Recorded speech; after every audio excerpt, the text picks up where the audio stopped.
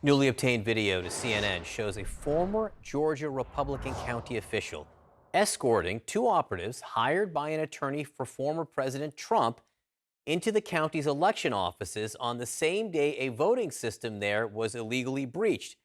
Drew Griffin has the details. Drew. Breaches of these voting machines, guys, in swing states are under investigation across the country. This one happened in Coffee County, Georgia, rural county. CNN obtained surveillance video at one of the offices where the voting machines were breached, and all this at the behest of one of Donald Trump's attorneys. I want to show you right now. This is Kathy Latham we're showing you. She's the former chairwoman of Coffee County GOP.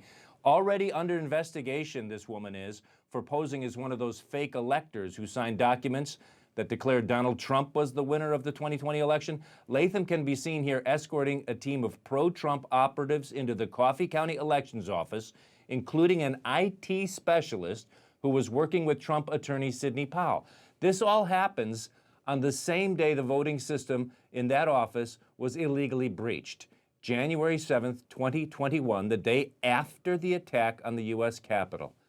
Text messages, emails, and witness testimony from a civil lawsuit against Georgia election officials have connected Latham, that woman, to the plan to give the group access to the elections office. About a week before this voting machine breach, that same woman, Latham, testified before the Georgia State Legislature, along with Rudy Giuliani, talking all about voter machine irregularities in Coffee County.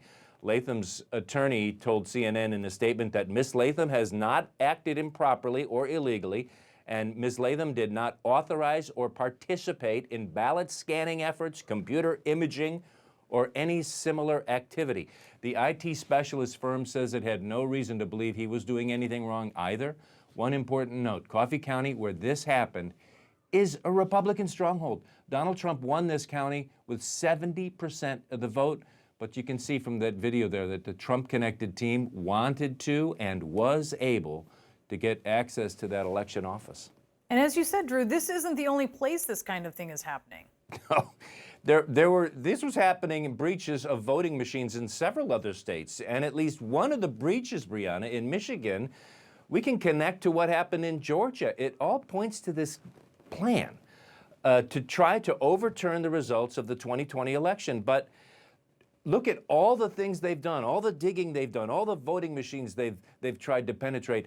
None of it has shown any of this evidence that they think exists out there, you know, that this was somewhat of an illegitimate election. Joe Biden won this election, and they just could not accept that. So, Drew, what's going on with the investigation into all of this? Well, there are various state investigations. The Michigan Secretary of State told me last week that she's handed over her state's evidence to the Department of Justice. They have not heard back. It's an incredible, intricate story. You know, Zach Cohen and Jason Morris, two of our crack investigative reporters in D.C., have just posted a big story online with a lot more details on this. Incredible stuff. If you want to follow along, or guys, read about it in the history books in like 10 years from now. Yeah, follow along now. You'll be well prepared for when you read it in the history books. Drew Griffin, terrific reporting. Thank you so much. Thanks. Joining me now, CNN political analyst and senior political correspondent at the New York Times, Maggie Haberman, and CNN legal analyst and former federal prosecutor Jennifer Rogers.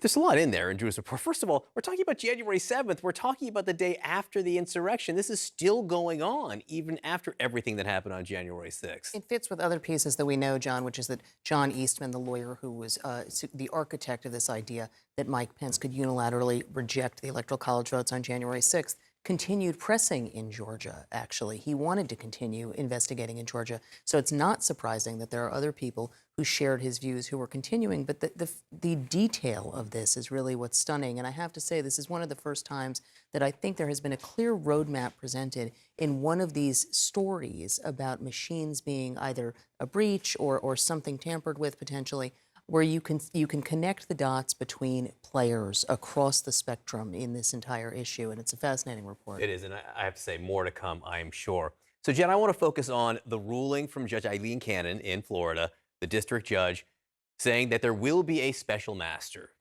dealing with the documents that were seized at Mar-a-Lago. And there will be a pause in investigators' ability to look at these and use these documents in the investigation? I think two major questions, and hopefully we'll cover both. Number one, the ruling itself, what do you think of it? And then secondly, and we'll get into this, what happens now? First, the ruling. What jumped out to you? Well, it's a mess. It really is a mess. I mean, the judge had to find to establish jurisdiction and then to appoint the special master and enjoin the Justice Department from using the documents, a whole bunch of criteria that are delineated in statutes and cases, right? And for each of those, she either ignores them altogether or provides really unpersuasive evidence of these elements. So just to give one example, executive privilege. In order to say that the special master can review executive privilege, she has to show, or actually Donald Trump as the movement has to show, and she has to find irreparable harm and a likelihood of success on the merits. She cannot do that. She doesn't even do the legal analysis with respect to executive privilege. All that she says is it's not 100% precluded by the Supreme Court that he doesn't have an executive privilege here. But there's a lot of space in between not 100% and likelihood of success on the merits, which is 51%, right? So time and time again, Judge Cannon really just doesn't do any persuasive legal analysis here. One of the things, Maggie, that you point out, Merrick Garland has always said that the DOJ is going to pursue its investigations without fear or favor.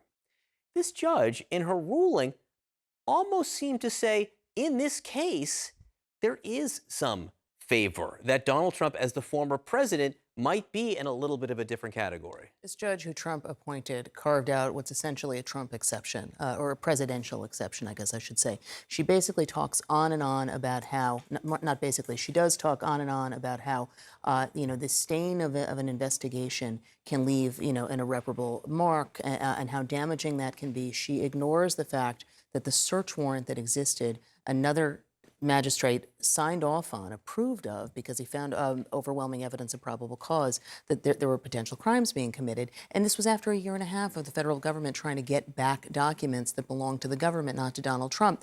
You wouldn't know any of that, really, from looking at this ruling. And so it is striking how this judge has created this exception suggesting that Trump should be given more deference than really any other, person who is facing an investigation gets in this country. So what now? Jen, if you were there, if you were one of these prosecutors, would you appeal, knowing that the appeal might delay it even more?